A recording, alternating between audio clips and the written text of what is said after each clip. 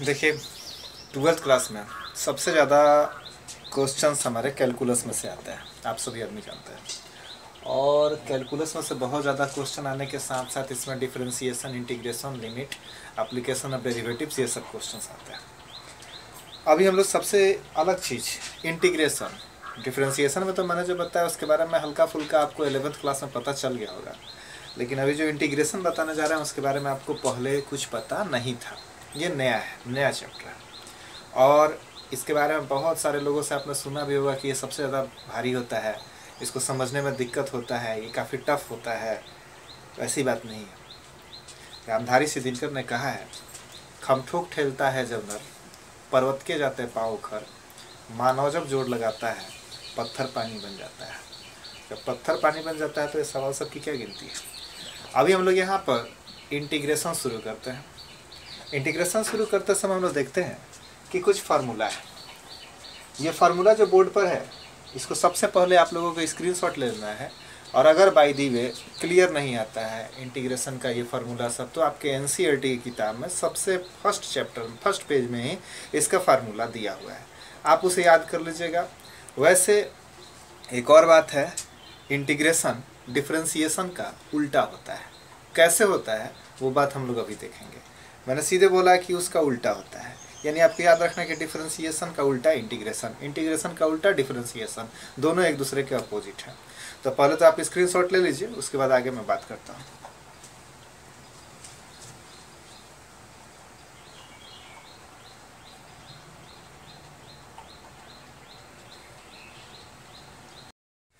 देखिए, ख्याल करिएगा, यहाँ पर हम लोगों ने लिखा differentiation of sine x. Okay, तो डिफरेंशिएशन ऑफ साइन एक्स मैंने क्या याद कराया था आप लोग को, याद होगा कॉस एक्स। क्या था? Cos x. तो डिफरेंशिएशन के लिए जो मैं हर जगह डी बाई डी एक्स लगा रहा था, इंटीग्रेशन के लिए ये सिंबल लगाना पड़ेगा ऐसे। तो अब इसी cos x के साथ अगर मैं इस सिंबल को लगा के cos x और dx लिख देता हूँ, cos x dx, तो यहाँ पर आपका आंसर हो जाएगा sin x प्लस में c। ये प्लस में c क्यों? क्योंकि ये इंटीग्रेशन का कोई लिमिट नहीं है, इनडिफिनिट है। डिफिनिट रहता तो ये c नहीं लिखते, लेकिन यहाँ पे कोई भी मैंने इसका लिमिट नहीं दिया है कि कितना से कितना तक है, कितना से कितना तक है। ठीक है, तो मैंने यहाँ पे लिख दिया sin x प्लस c। तो डिफरेंशिएशन देखिएगा, sin x का डिफरेंशिएशन cos x, तो cos x का इंटीग्रेशन sin x। सिंपल सी बात है, sin x का डिफरेंशिएशन cos x और cos x का इंटीग्रेशन sin x। तो मैंने देखा यहाँ पर कि अगर डिफरेंशिएशन करने पर cos x आया तो इंटीग्रेशन करने पर sin x आएगा, यानी ये दोनों एक दूसरे के उल्टा है। एक और देख लीजिए, अगर आपने लिखा डिफरेंशिएशन ऑफ cos x, तो यहाँ पे होता है माइनस में साइन एक्स। तो अगर आपने इंटीग्रेशन कर दिया साइन एक्स का, साइन एक्स डी एक्स, तो यहाँ पे आपको लिखना पड़ेगा माइनस कॉस एक्स प्लस सी। एक और बात, यदि आपने यहाँ पे minus sine x D x किया तो आप सीधे लिखोगे यहाँ कॉस एक्स प्लस सी। तो बस सिंपल सी बात है, ये एक दूसरे के उल्टा होते हैं, इस पर बहुत ज़्यादा ध्यान देने की बात नहीं है। आप लोग बस इतना याद रखें कि इसका उल्टा कौन होता है, आपको अच्छी तरह से पूरा फार्मूला याद हो जाएगा। और याद कर ही लेना है, क्योंकि याद नहीं होगा तो हम लोग को एक्सरसाइज शुरू करने में दिक्कत होगा। अभी हम लोग 7.1 बनाएंगे। अब एक बात, यहाँ पे एक और चीज़ देखने वाला है। जैसे मैंने एक चीज़ देखा, अभी आप लोगों ने देखा यहाँ पे कि लिखा था, मैंने इंटीग्रेशन किया था मैंने sin x का। थोड़ा सा ध्यान दीजिएगा, डिफरेंशिएशन जब मैं cos x का करता हूं तो माइनस में sin x आता है। ठीक है, समझाने के लिए कर रहे हैं, हर जगह नहीं करना है। डिफरेंशिएशन मैंने cos x का किया तो मुझे क्या आया, माइनस में sin x। तो इंटीग्रेशन यदि मैं sin x का करता हूँ, किसका? sin x का, तो इंटीग्रेशन मैंने sin x का किया तो माइनस में cos x प्लस c आएगा, माइनस में cos x प्लस c आएगा। ठीक, तो यहाँ पर मैं इसके लिए लिख सकता हूँ माइनस में cos x प्लस में c। ठीक है, इसी चीज को मैं आगे बढ़ाता हूँ, इसी पर साइन 2x dx, तो आपका आंसर हो जाएगा minus cos 2x by 2 plus C. Direct लिख रहा हूँ फार्मूला के लिए, क्योंकि आपके जो स्टार्टिंग के 5 क्वेश्चंस हैं उनको सिर्फ आप देखकर, निरीक्षण करके, इंस्पेक्शन करके आपको उसका आंसर लिखना है। तो इसीलिए मैं ये बता रहा हूँ कि आप देखकर उसका आंसर लिखो। अब जैसे यहाँ पे तीसरा नंबर, अगर यहाँ पे मैं लिख दूँ साइन mx dx, तो आपको लिखना पड़ेगा माइनस कॉस mx बटा में m प्लस में c। हो गया। आगे देखिए, इसी चीज को अगर मैं लिखता हूं ऐसे, यहां पर आ जाए आपका साइन 3x प्लस ई पावर x dx इंटीग्रेशन। तो साइन 3x के लिए अब इस पर देखकर बताइए मैं क्या लिखूंगा।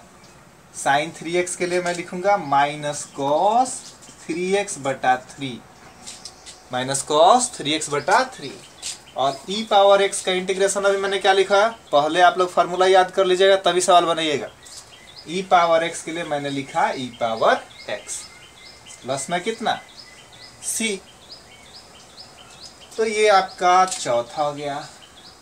पांचवा नंबर एक क्वेश्चन देखिए, अगर मैं यहाँ पे लिखूं sine 3x plus E to the power 3x और यहाँ पे dx, तो साइन 3x के लिए क्या होगा, माइनस में कॉस 3x बटा में 3 और प्लस में ई पावर 3x बटा में 3 प्लस में c।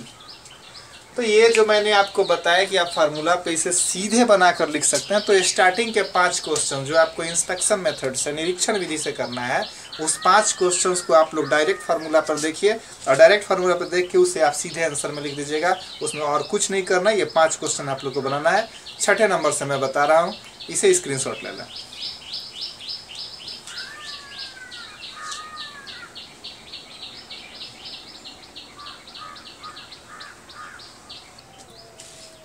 बोर्ड पे आपका क्वेश्चन नंबर 6 और क्वेश्चन नंबर 7। सबसे पहले मैं क्वेश्चन नंबर 6 देखता हूं। लिखा गया यहाँ पे 4e to the power 3x dx। तो इंटीग्रेशन करते समय मैं पहले इसे ऐसे लिख लेता हूं। ओके, 4 कोफिशिएंट है, बाहर निकाल लो। e का पावर 3x के लिए मुझे लिखना पड़ेगा e का पावर 3x बटा में 3, dx के लिए लिखना पड़ेगा x प्लस में हो जाएगा c, और ये आपका आंसर हो गया 4/3 e to the power 3x plus x plus c। Simple. तो बस आपको फार्मूला याद होना चाहिए पूरा फार्मूला पे। अब यहाँ पर देखिए, एक्स स्क्वायर और 1 का गुना क्या होगा, एक्स स्क्वायर। एक्स स्क्वायर और 1 का गुना एक्स स्क्वायर, माइनस का चिन्ह। एक्स स्क्वायर और 1/x स्क्वायर को जब आप मल्टीप्लाई करोगे आ जाएगा 1। करके देख लेना, x square into 1/x square, x square से एक्स स्क्वायर कट जाएगा, 1 बचेगा। और अब यहाँ पे आप इसे इंटीग्रेट करो, आपका आया x का पावर 3/3 माइनस में x प्लस में c। ये कैसे 3/3, कैसे, क्योंकि मैंने एक फार्मूला पढ़ा था x का पावर n डिफरेंशिएशन करने के लिए कि x का पावर n+1 बटा में n+1। तो n का मान यहाँ पे क्या था 3, तो इसलिए मैंने 2, तो 2 में 1 जोड़ दिए 3 और बटा में 3, यानी n+1 बटा में n+1। तो 2 है तो 3/3, 3 रहता तो 4/4, 4 रहता तो 5/5, यानी जितना रहता उसमें 1 आप जोड़ दीजिएगा। माइनस में x प्लस में c। यहाँ पे 2 था इसलिए मैंने 2 में 1 जोड़ा 3 और बटा में 3। क्लियर है ये? सवाल पे फिर से देखिएगा, एक्स स्क्वायर और 1 का गुना एक्स स्क्वायर, एक्स स्क्वायर और -1/x स्क्वायर का गुना किए, एक्स स्क्वायर से एक्स स्क्वायर कट गया, माइनस में 1 आया। जब इस dx का गुना इस एक्स स्क्वायर से करोगे तो x square dx, 1 into dx करोगे तो सिर्फ dx। एक्स स्क्वायर के लिए x पावर 3/3 और dx के लिए x और प्लस में आप लिख दीजिएगा c, और यहाँ पे आपने ऐसा लिख दिया। कोई दिक्कत? कोई दिक्कत नहीं है तो इसे स्क्रीनशॉट लें।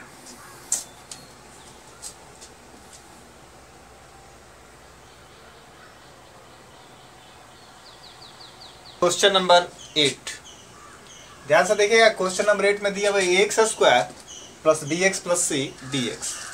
मैं इसे ऐसे करता हूँ, X square D X B X D X plus C D X हो गया। ए को बाहर निकाल लेते हैं, एक्स स्क्वायर का इंटीग्रेशन एक्स पावर 3/3, बी को बाहर निकाल लेते हैं एक्स स्क्वायर बाई 2 इसका। यहाँ पर इसके लिए मैं लिखता हूँ सी एक्स, और अब हर जगह मैं प्लस में सी कर रहा था ना, to show a constant number, वहाँ पर एक कांस्टेंट डालने के लिए ताकि उसका वैल्यू डिफिनिट आ जाए। एक मानक रखा जाता था जो कि वेरिएबल होता है, तो सी तो मैंने यहाँ पे यूज कर लिया, तो अब यहाँ पे मैं क्या लिखूंगा डी। तो मेरा आंसर हो गया a/3 एक्स का power 3 b/2 x square plus C x plus में डी हो गया आंसर। अब आप खुद सोचिए, 2, अच्छा ये मैं कांस्टेंट यहाँ पे लिखने के बाद कॉमन कर रहा हूँ, आप स्टार्टिंग में भी कॉमन कर सकते हैं। 2 बाहर निकाल लीजिए, सीधे एक्स स्क्वायर डी एक्स लिखो, कोई दिक्कत नहीं है, ठीक। और यहाँ पे मैं लिखता हूँ e power x D x, okay. फिर 2 एक्स स्क्वायर के लिए एक्स पावर 3/3, यहाँ पे मैं लिखता हूँ ई पावर एक्स, यहाँ पे मैं लिखता हूँ प्लस में सी, 2/3 एक्स पावर 3 ई पावर एक्स प्लस में सी। फार्मूला अगर आपको याद रहेगा तो ये क्वेश्चंस बनाने में आपको 7.1 में कोई दिक्कत नहीं होगा।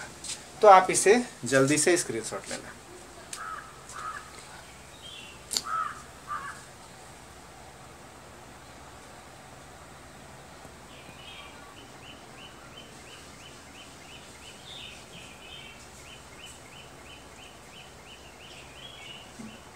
देखेंगे question number 10 and 11, question number 10 और क्वेश्चन नंबर 11।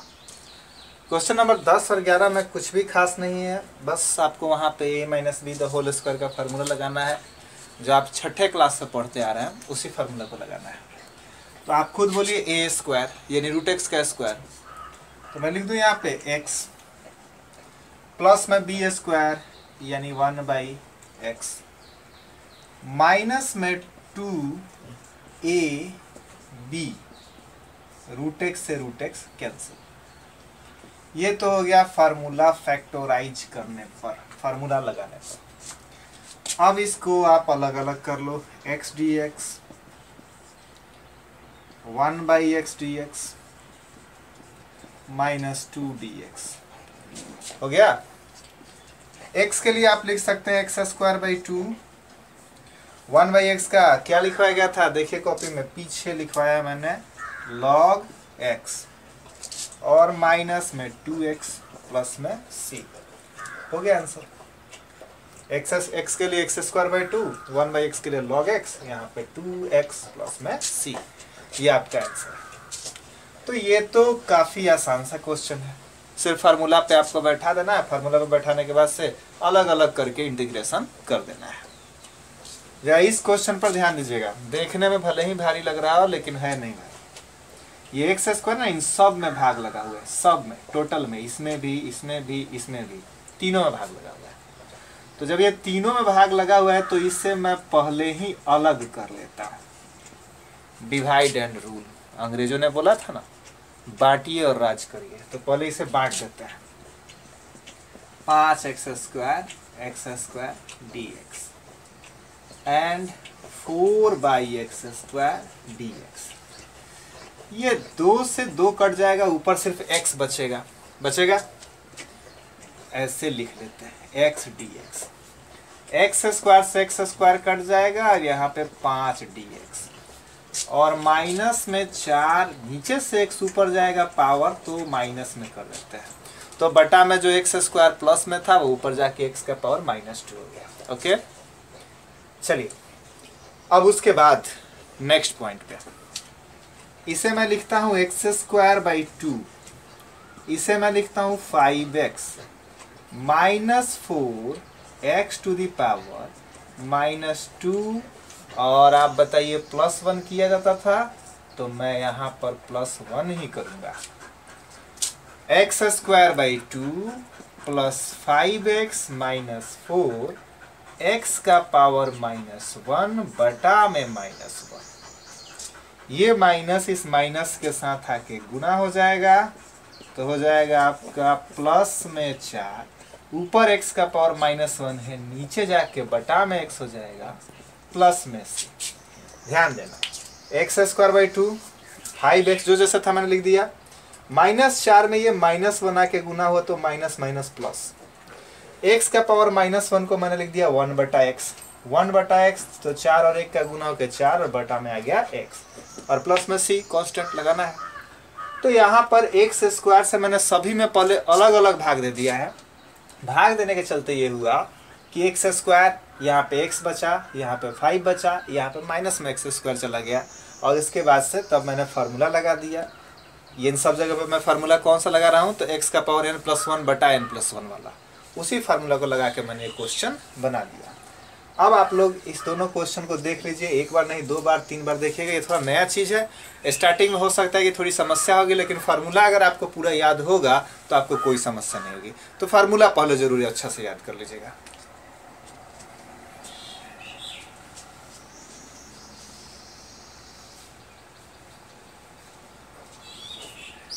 देखिए बोर्ड पे अभी मैंने 12, 13, 14, 15 4 क्वेश्चन लिख दिया। आपके दिमाग में आ रहा है बहुत छोटा छोटा क्वेश्चन है क्या कि सर इतना गैप में इतना कम में चारों लिख दिए हैं। तो नहीं, बात वैसी नहीं है। बात ये है कि अब मैं सिर्फ हिंट दे के आगे निकलने वाला हूँ कि यह सवाल कैसे बनेगा। देखिए x का पावर 3 प्लस 3x प्लस 4, यहाँ बटा में हो जाएगा x का पावर 1/2। याद रखिएगा रूट के लिए हम लिखते हैं x का पावर 1/2। तो जैसे आपने इसके पहले वाले क्वेश्चंस में भाग दिया था उसी तरह से आपको यहाँ पर भी भाग देना होगा। आप क्या करोगे, x का पावर 3 माइनस 1/2 dx लिख दीजिएगा, क्योंकि भाग का मतलब होता है कि नीचे वाला ऊपर वाले में से जाके घटता है। आप देखे होंगे पिछले सवाल में भी मैंने लिखा था x पावर 3 बटा x², मतलब क्या कि 3 में से 2 घटा तो x का पावर 1 हुआ। ठीक वही चीज यहाँ पर भी करना है। अब आप यहाँ पे 3 बाहर निकाल लोगे, x का पावर 1 माइनस 1/2। फिर यहाँ पे आप लिखोगे 4 बाहर निकाल के x का पावर -1/2 dx। आगे आप लोग इसे फार्मूले पे आसानी से कर सकते हैं। x का पावर 5/2 dx, x का पावर 1/2 dx, 4x का पावर -1/2 dx। अब प्रत्येक क्वेश्चंस को, प्रत्येक पार्ट को, इस पार्ट को, इस पार्ट को, इस पार्ट को, तीनों पार्ट को आपको x⁴ n के इंटीग्रेशन पे तोड़ लेना है, यानी आपको n+1 बटा n+1 करना है। तो जब आप 5/2 में 1 जोड़िएगा 7/2 आ जाएगा।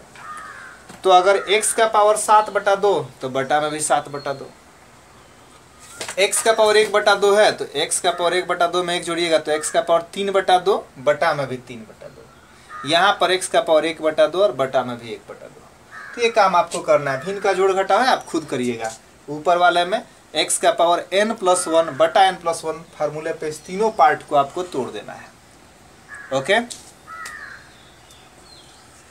इस क्वेश्चन में आइए, यहाँ x² दोनों में से कॉमन कर लीजिए, x-1, यहाँ 1 कॉमन कर लेंगे, x-1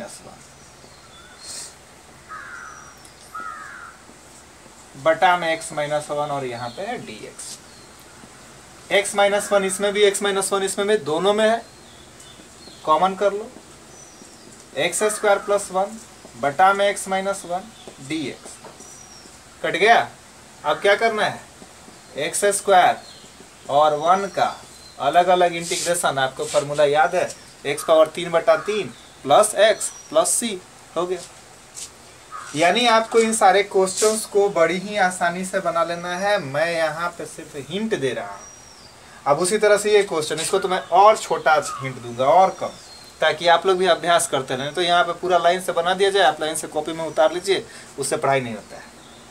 x का पावर 1/2, 3x² 2x + 3 dx, ये जाके मल्टीप्लाई होगा। 3 x के पावर 2 में जब 1 जुटेगा तो कितना होगा, 5/2 हो गया। फिर यहाँ पे 2x का पावर 1 और 1/2 जोड़िएगा 3/2।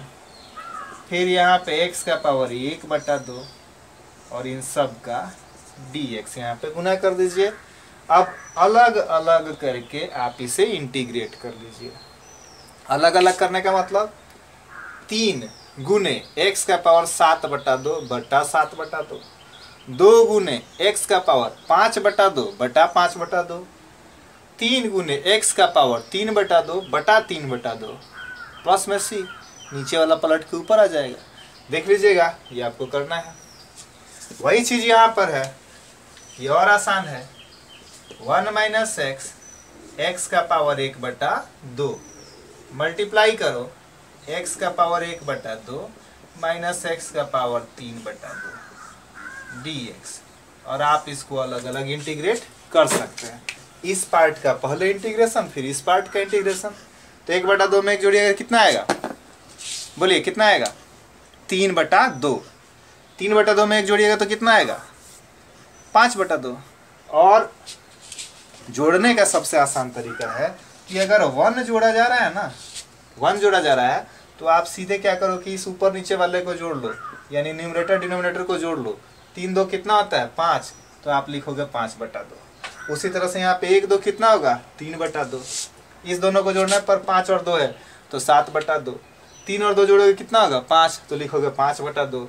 1 और 2 है, दोनों जोड़ोगे तो कितना होगा, 3/2।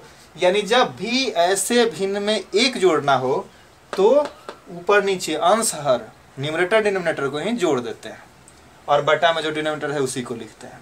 एकदम सिंपल है, इसे आप आसानी से कर सकते हैं। जैसे मान लीजिए कि यहीं पर आपका दिया हुआ था 1/2, 1/2 है। 1/2 को अगर आपको जोड़ना रहता तो आप क्या लिखते, 3/2।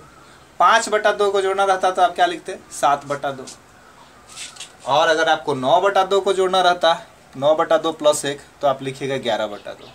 सिंपल है, इस चारों को आप लोग नोट कर लीजिए।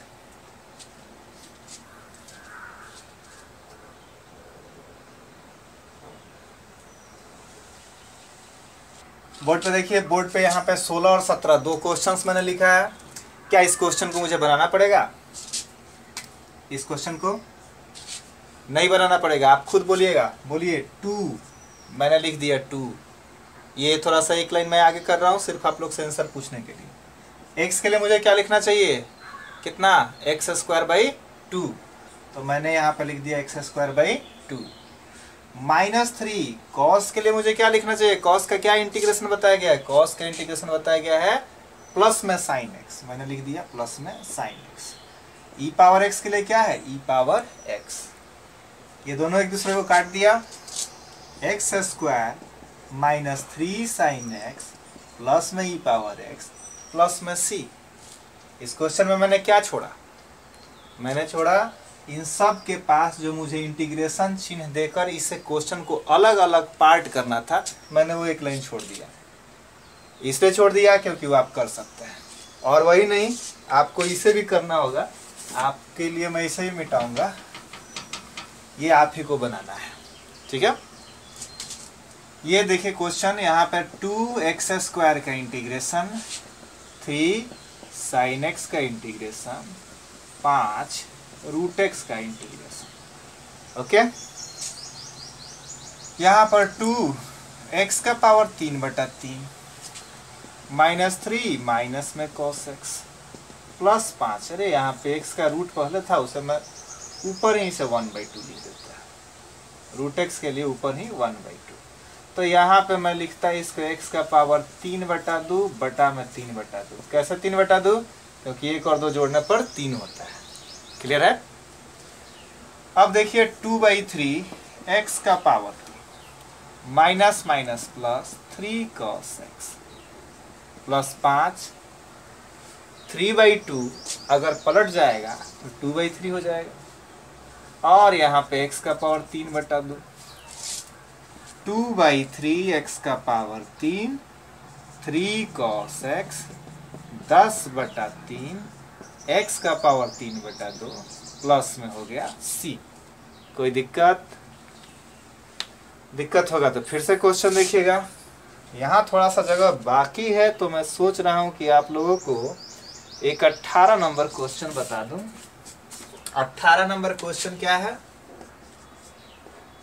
सेक X into sec X plus में टेन एक्स और यहाँ पे हो गया डी एक्स।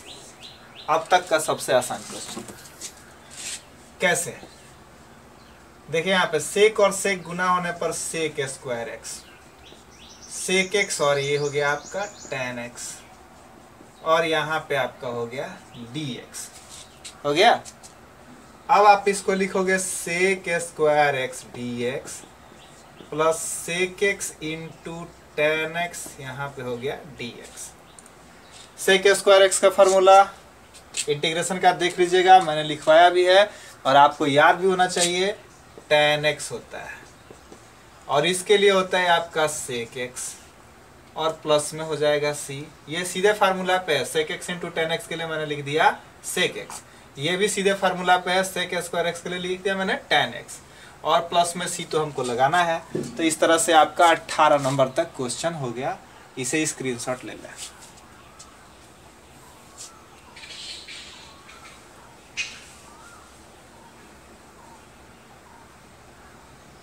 देखिए बोर्ड पे क्वेश्चन नंबर 19 और क्वेश्चन नंबर 20 बहुत ही आसान क्वेश्चन है।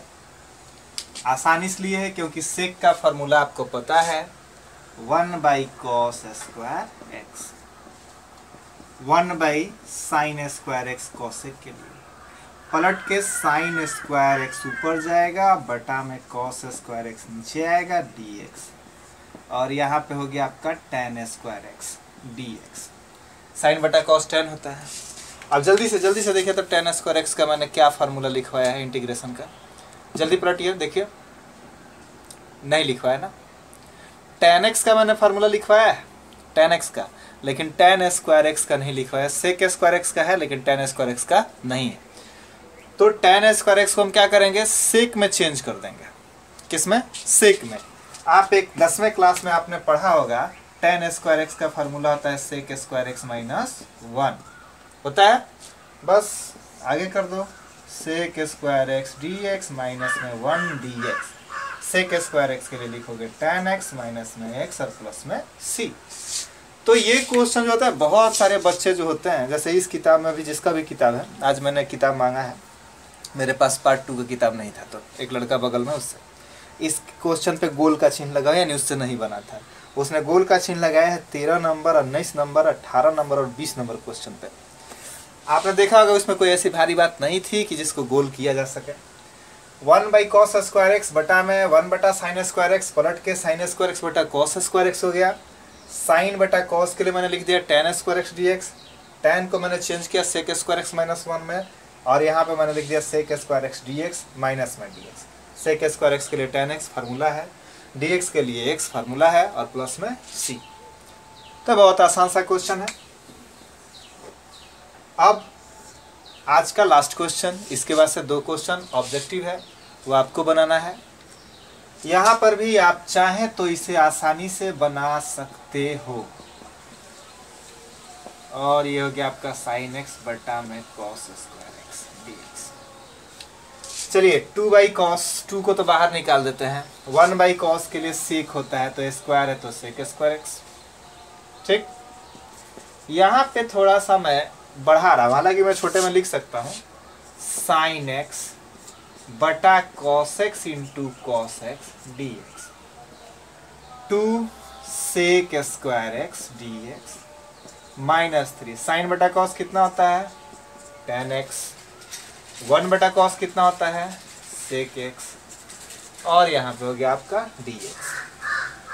तो सेक स्क्वायर एक्स के लिए आप क्या लिखोगे, tan X minus 3 sec X into tan X के लिए क्या लिखोगे, मैंने बताया है फार्मूला पे, सीधे आप फार्मूला पे लिख दीजिए और प्लस में आप क्या लिखोगे सी। तो sec X into tan X के लिए आपने लिख दिया sec X, sec square x के लिए लिख दिया आपने 2 टेन एक्स और प्लस में आपका हो गया सी। इसके बाद से 2 आपके 21 और 22 नंबर क्वेश्चंस जो है वो ऑब्जेक्टिव है, उसको आप लोग को बनाना है। ये पूरा फार्मूला बेस्ड है। अगर फार्मूला आपको याद है तो इस पूरे एक्सरसाइज में आपको कोई दिक्कत नहीं होगा। फार्मूला नहीं याद है तो दिक्कत होगा। तो इस एक्सरसाइज को बनाने के पहले मेरा सबसे पहला आपको कहना है, सलाह है कि पहले फार्मूला याद कर लीजिए। जो फार्मूला मैंने लिखवाया था आपके फर्स्ट पेज में है। अगर मेरा लिखा हुआ थोड़ा घना हो गया था, डेंस हो गया था, अगर क्लियर नहीं आए तो आप उसको अपने बुक से भी याद कर सकते हैं। हाँ, मैंने बुक की अपेक्षा 4 फार्मूला उसमें बढ़ा दिया था, तो इसलिए कोशिश करिए मेरा लिखा ही हमें समझ में आ जाए। इसे आप लोग स्क्रीनशॉट ले लें।